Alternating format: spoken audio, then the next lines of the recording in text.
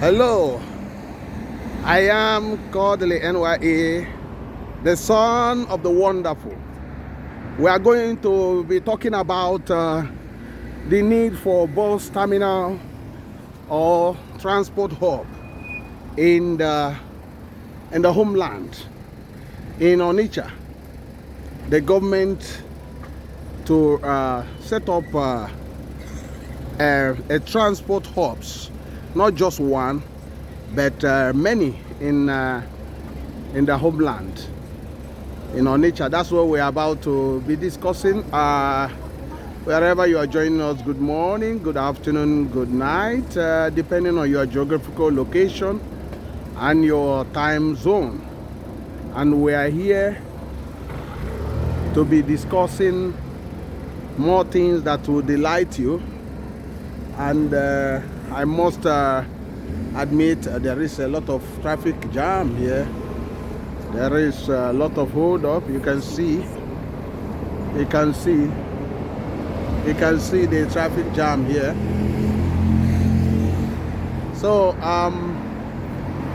transport is very crucial to any economic development.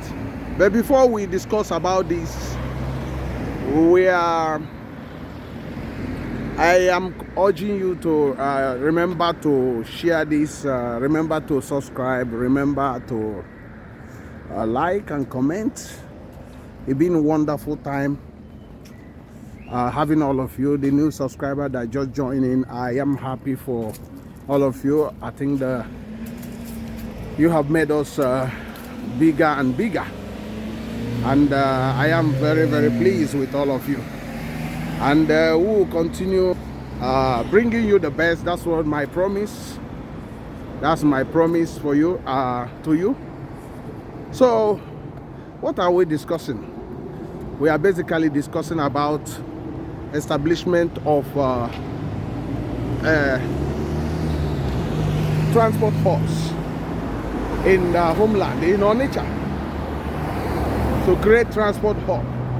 Onitsha as a whole need at least 4 transport hubs.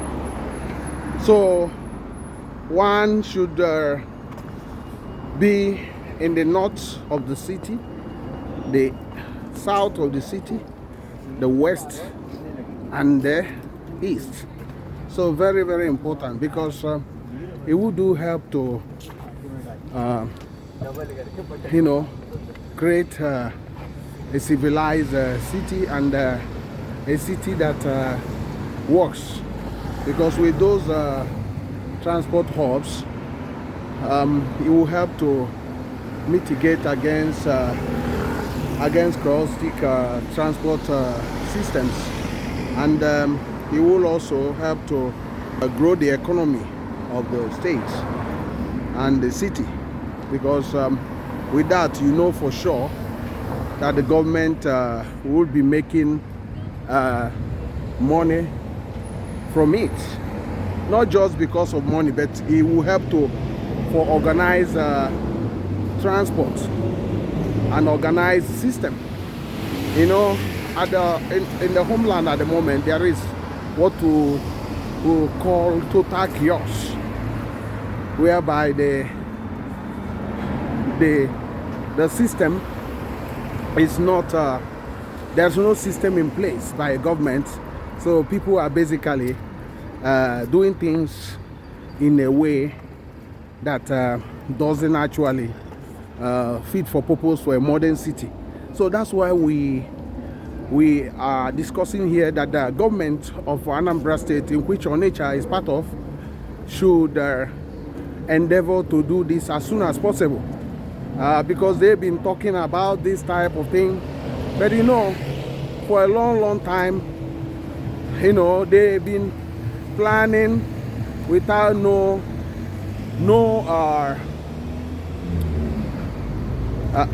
timeline. Remember, they have Vision 2070, and the governor, Professor Soludo, was the man that drew the plan, meaning that he has planned all these things before. So now again, when it is the governor to implement all those things, they suddenly say to you they are planning again. So that's the problem, the ban of why our homeland has not been developed. You know, that's why the homeland is not developing. That's why our homeland has remained where it is at the moment, lack of development. That's why there's chaos everywhere. There is something like something that you don't expect the homeland to remain like this in the 21st century. Onitsha, I know when I was growing up there, was more organized than what we are seeing at this time. But I know with us talking about it, the government has to, you know, wake up from their sleep, because if you see what is happening now in Abia State, and the Enugu State is also joining, they are trying to create something of what we call organized transport, and you know, building bus mega terminals that will incorporate not just the bus, but train transport and other modes of transport, with other conveniences and other things that will help to grow the economy. And you know, the IGR that will be received from those ventures will be huge, because the government will not be saying that they are missing revenue anymore, because everything is organized, and it will help to stop this exploitation, exorbitant transport costs, because people cannot be charging anyhow, because they will, when you enter a BRT bus or any transport this thing, you know that he cannot just stop halfway and take huge sums of money from you. No, he has to come from one end and end in another, terminating in another place. So that's how it should be. So people will be asking, where are the possible locations in the Greater Onitsha region to have this? During the peterobi government, this one was said, and they started haphazardly saying, oh, they set up the one in Bo without much investment there. They just cleared the land and people were loading there. That's not what we are talking about. We are talking about proper terminal transport hub, which will make a provision that train will actually be going through there as well. So there is already a huge area in Bo that has to be developed for that, and they should also have one at Omonya or Obunike as is, and they should have one in Nkwele, the other side of Nkwele. That's 3 area. That's 3. They should have one also in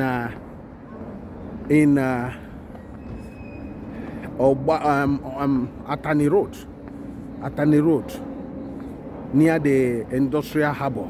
They should have that one. They either there or near where I heard they are proposing to have one near where the Obogu. That's where those people selling pharmaceutical products are when they finally move to Oba, their permanent site. And finally, there's another one in Onitsha Road, the one on the near Iname way at Obosi. So I do believe they should also either use that one or have one at the near the bypass, along the Onitsha Road. So this for on Onitsha Metro. So it's very, very important and very, very vital for them to have these things, because this will create a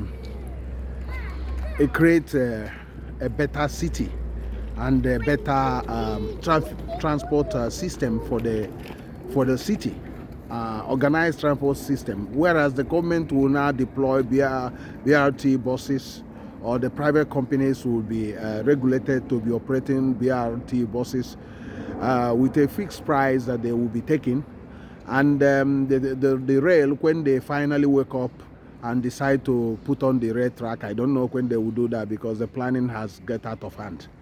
The planning has taken most of the time. The planning from Vision 2070 that they have submitted the report. These are a working plan that already is ready to implement. Now they are planning again. So meaning that, what were they doing for how many years? So that's what you'll be asking yourself as the politicians. Do they actually have vision and mission? That's what you ask yourself. They just say these things. You think, oh, these people will have vision and mission. But most of the time, it seems that they don't have those things, because even if they have that, they are not passionate enough to deliver these things. That's why you don't just go home and start sleeping that your governor will do as expected or as said. You need to be reminding them of what they need to do, and also remind them about other working areas, places that are already working, and other governors that actually they are doing far better, or doing all those things we are talking about. So that's why it's very, very important for us to continue to be discussing about these things. Is it critical of the government? Not really, because we are the government. If we don't do anything, our homeland will remain a shithole. And we are already in a mess. So we don't have time to be delaying, because other cities, other states are actually far developed than us, in spite that they are crying that their governors are not really performing. But a lot of them has expanded their roads. A lot of them has built government houses. A lot of them has cleaner cities than us. But in our city is still in a mess. So that's why you must not relent in discussing about these things. We must not relent. We must not just go to bed and said, oh, we trust them to do this. If you say that, it might take another 100 years and the same thing continues, the same old story. So that's why we must keep on pushing. We'll keep on talking. We keep on suggesting ways to make it a better place. So we are discussing about modern terminal transport hubs. Whatever you call it. Some people call it bus transport, but it's not only bus terminal, but it's a modern transport hub. That's the right word for it, or transport terminal. So some people call it park, but you can't call it only park. And this should be actually in a way that you have trees, you have vegetations, you make it very nice. You have restaurants, you have hotel, you have malls in it, you have a lot of things. You have eateries, you have conveniences, you have so many things that actually will make it so much comfortable for the traveling public, so that when they come there, they are relaxed and they know they are in a clean environment, that they are in a secure environment, and everything working properly there. So it's very important for us to be working towards that, because we need to get our homeland better, because the governor keep on saying our homeland must be livable and a prosperous homeland. For it to be livable, we must be having all those things, and having all things is something that somebody that is determined to bring about change would actually be accomplishing some of them within the first year. Because it's not a rocket science to get all those things, because some of them you can actually start giving it to investors to build and have a percentage in the business. It doesn't mean that the government would be using the money, bringing out all the money. It can also borrow money, because these ventures actually pay for themselves. Some of them will, within 5 years, you paid for the money you borrowed for it. Because remember, every day thousands of cars and buses and a lot of things, people pass through that place. So think about that. If they are all spending 1,000, paying 1,000 to use that place, you know how much it is. For 5 years, you would have gotten the money you spend on that place. So that's what we are discussing. I don't know what's your view on this. I don't know what's your view. If you think what we are talking, we are making sense, go to the comment section and get it out.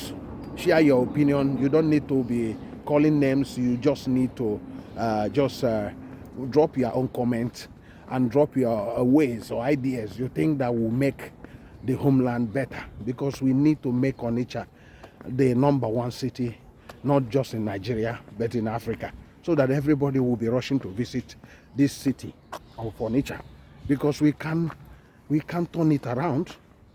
We can't turn it around, but we cannot just fold our arms and thinking that, oh, the governor or the government of Anambra State or the federal government will do it for us.